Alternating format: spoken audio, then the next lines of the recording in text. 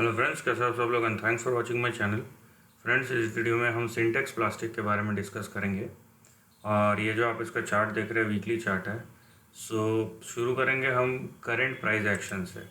जो यहाँ पे मार्च का लो बना था उसके बाद ये स्टॉक सीधा 670% तक ऊपर गया। उसके बाद करेक्ट होने के बाद अभी ये देखिए 416% ऊपर है।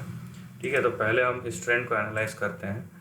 सबसे पहले तो देख लीजिए कि क्योंकि ये टेक्निकली ये लेवल होल्ड कर रहा है। ठीक है, टेक्निकली ये लेवल होल्ड कर रहा है, तो अगर लेवल होल्ड कर रहा है तो जाहिर सी बात है यहाँ पे क्योंकि हम वीकली चार्ट देख रहे हैं तो इंटरमीडिएट टर्म में ही सही आपको स्ट्रेंथ नज़र आएगा। तो यहाँ पे लेवल्स किस तरीके से दिख रहे हैं पहले उसको समझ लेते हैं। तो यहाँ पे देखिए आपका जो सबसे पहला सपोर्ट होगा यहाँ पे वो होगा 2 रुपये 17 पैसे, और उसके नीचे जो अगला सपोर्ट होगा वो होगा 1 रुपये 85 पैसे, 1.85। ठीक है, इसके नीचे नहीं गिरना चाहिए पहली बात तो, क्योंकि इसके नीचे गिरा ना तो अगला सपोर्ट आपका सीधा आता है 97 पैसे, 0.97। और उसके पीछे होता है, उसके नीचे होगा 58 पैसा, 58 पैसे। इतना नीचे आपको जाने की ज़रूरत नहीं, क्योंकि और अगर जा भी रहे आपको पता रहना चाहिए रिस्क क्या है। तो रिस्क के बारे में मैं थोड़ा बाद में बताऊंगा, क्योंकि थोड़ा सा डिटेल डिस्कशन उस पर करना ज़रूरी है।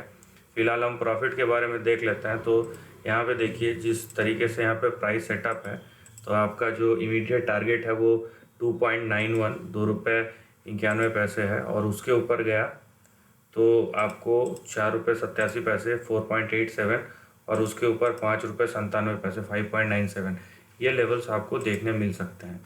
अब देखिए ओवरऑल ट्रेंड किस तरीके से है, क्योंकि इतना तेज़ी से गिरा है ये शेयर। तो यहाँ पे देखिए आप, अब मैं अगर ऐसा एक लाइन खींचता हूँ ना, तो यहाँ पे आप देखिए ये जो लेवल है ना, कम से कम 3 रुपये 20 पैसे या 3.5 रुपये के ऊपर ये जो लाइन है ये आपका ऐसी रेजिस्टेंस क्रिएट कर रहा है।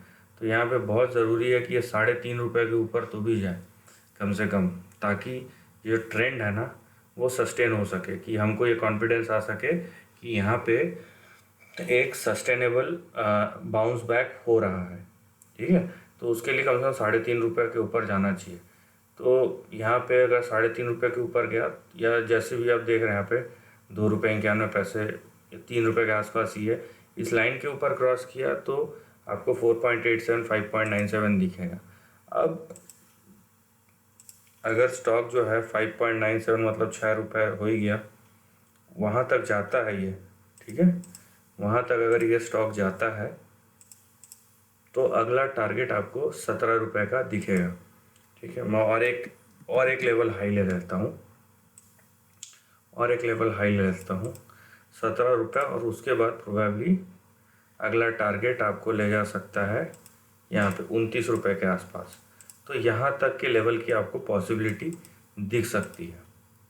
राइट, तो ये तो हो गया टेक्निकली अभी जो चार्ट में दिख रहा है, और जो ट्रेंड के हिसाब से किस तरीके का ट्रेंड हो सकता है उसके बारे में डिस्कस किया। लेकिन इससे भी ज़्यादा ज़रूरी है रिस्क को समझना। तो इसके लिए हम पहले थोड़ा सा डेटा क्रंचिंग करेंगे, उसके बाद फिर से चार्ट की तरफ वापस आएंगे। राइट, तो यहाँ पे देखिए ये सिंटेक्स प्लास्टिक के बारे में इंफॉर्मेशन है। अभी आप देखिए इसका प्रॉफिटेबिलिटी नेगेटिव है, इसका return on capital employed negative है, स्मॉल कैप कंपनी है। आपको एक एक करके चीज़ें दिखाते हैं। सबसे पहला तो है प्रमोटर ने, अब देखिए दिसंबर 2018, जून 2019 33.74, ये 33.74 ये प्रोमोटर स्टेक था। वो कम होते अभी 12.32 12.32 के आसपास आ गया है। तो ये अपने आप में एक नेगेटिव सिग्नल है कि प्रमोटर कंटिन्यूसली यहाँ पे बड़े पैमाने पे अपना जो स्टेक है वो सेल कर रहा है। FII इसका देखिए आप, हर क्वार्टर में गिरते जा रहा है। और यहाँ पे देखिए मार्च के बाद तो प्राइस बढ़ा है ना, उसके बाद क्यों गिर रहा है यहाँ पे कुछ एक आध DIIs ने किसी ने तो भी खरीदा है यहाँ पे, उसका इन्फॉर्मेशन नहीं है ऐसा एक्सपेंड करने पे, तो ये यहाँ पे दिख रहा है। लेकिन मेजॉरिटी जो है पब्लिक के पास है। ऊपर आते हैं यहाँ पे, अब देखिए इनके रिजर्व्स किस तरीके से गिरे हैं। यहाँ पे 2019 में यहाँ पे करोड़ में है, मतलब 3,500 करोड़ के रिजर्व से यहाँ पे 1,000 करोड़ पे आ गए हैं, राइट। बोरोइंग्स देखिए, यहाँ पे रिजर्व है आपके 1,025, आपके बोरोइंग है 2,051, 1025, और बोरोइंग्स उसका डबल है। तो यहीं पे आपको दिखता है कि प्रॉब्लम या इश्यूज हैं। उसके बाद आप यहाँ पे जाइए, यह आपका पीएनएल हो गया, ईयरली पीएनएल है। आपको दिखेगा 2017 नेट प्रॉफिट नेगेटिव में चले गया, और 2020 में तो ये एक्चुअली मार्च 2020 तक का है, यहाँ पे तो कुछ ज़्यादा ही नेगेटिव में चले गया है।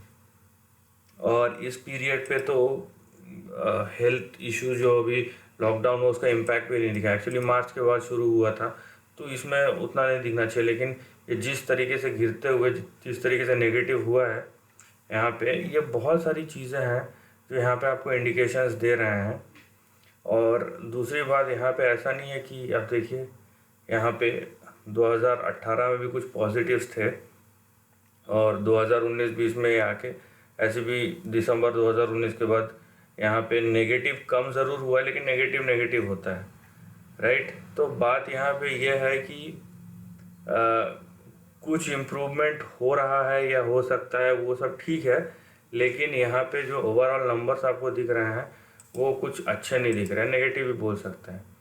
तो इस कॉन्टेक्स्ट में अगर आप यहाँ पे इस चार्ट को देखते हैं तो आपको एक चीज़ समझ में आता है कि अगर फंडामेंटल सपोर्ट ना हो, कंपनी के जो फाइनेंशियल्स है वो अगर बहुत मजबूत नहीं हो तो ख़राब भी नहीं होना चाहिए, ठीक ठाक भी नहीं है यहाँ पे। अगर आप देखें अभी तक के नंबर्स, तो उसका मतलब ये है कि एक तो जो ऊपर जा रहा है, इसका जो भाव ऊपर जा रहा है, दाम ऊपर जा रहा है, तो उसका सस्टेनेबिलिटी कहाँ है, वो रुकेगा या नहीं रुकेगा, उसके ऊपर सवाल आ जाता है। उसके बाद आप प्रमोटर्स का स्टेक देखिए, लगातार बेच रहे हैं उन लोग, और आ किसके पास रहा है, पब्लिक के पास। तो ये एक बहुत बड़ा सवालिया निशान खड़ा कर देता है कि भाई जो उनकी मंशा है, जो इंटेंशन है, वो है क्या आखिरकार, ठीक है। तो ये सब चीज़ें अगर आप देखेंगे, और उसके कॉन्टेक्स्ट में मैं हमेशा बोलता हूँ, जब नंबर कमज़ोर हो ना, और इस टाइप का आप देख रहे हैं इसको, अगर ये जो आप यहाँ पे जिस टाइप का प्राइस एक्शन हुआ है, ठीक है, यहाँ पे इतने, यहाँ पे ऐसा लग रहा है कि जो ईंटें हैं, या बोलते हैं कि लकड़ी के जो लॉग्स होते हैं, वो ऐसे गिर रहे हैं ऊपर चढ़। इसको अगर आप डेली पे लेके जाएंगे ना इस चार्ट को, तो आपको डॉट डॉट ऐसा दिखेगा। इसका मतलब ये है कि ये सर्किट टू सर्किट मूव कर रहा है, ऊपर भी जा रहा है तो भी सर्किट टू सर्किट, नीचे भी जा रहा है तो भी सर्किट टू सर्किट। और ये सिचुएशन बहुत खतरनाक हो जाता है जब आप वीक फंडामेंटल वाले कंपनी में पैसा लगाते हैं। यहाँ पे टेक्निकली आपको ट्रेडिंग मोमेंटम, ट्रेडिंग रैली मिलेगा, और इस मार्केट में तो जहाँ पैसा मिल रहा है वहाँ पे आप वैल्यू बाइंग के नाम से बोलिए, कोई भी बाइंग के नाम से बोलिए, हर शेयर भाग रहा है। लेकिन उसका मतलब ये नहीं है कि हर एक शेयर अच्छा है। अब वो टाइम पे आने पे पता चलेगा कि कौन कितना नसीब वाला होता है और कितने पैसे या कितना मुनाफा लेके निकलता है। लेकिन अगर आप इस टाइप के स्टॉक में डैबल कर रहे हैं या पैसा लगा रहे हैं, तो आपको पता रहना चाहिए कि रिस्क क्या है। और अगर आपको रिस्क समझ में नहीं आ रहा है तो बेटर है या तो आप दूर रहिए या समझिए। मैं ये नहीं बोल रहा हूँ यहाँ ऊपर नहीं जाएगा, मैंने खुद ही बोला है कि यहाँ पे अगर ये 5 रुपये 6 रुपये के ऊपर गया तो 17 और 29 के भी लेवल देख सकते हैं। लेकिन उसको, वो प्रॉफिट को रियलाइज़ करने के लिए आप कितना रिस्क लेने को तैयार हैं। क्या आप ये रिस्क लेने को तैयार है कि आप पोजिशनली आपने जब ख़रीदा हो उसके 1-2 दिन या एक महीने तक स्टॉक बढ़े, और उसके बाद जब वो गिरना शुरू हो तो आप बेच ही ना पाए, वहाँ पे सर्किट फील्ड लिमिट लग जाए।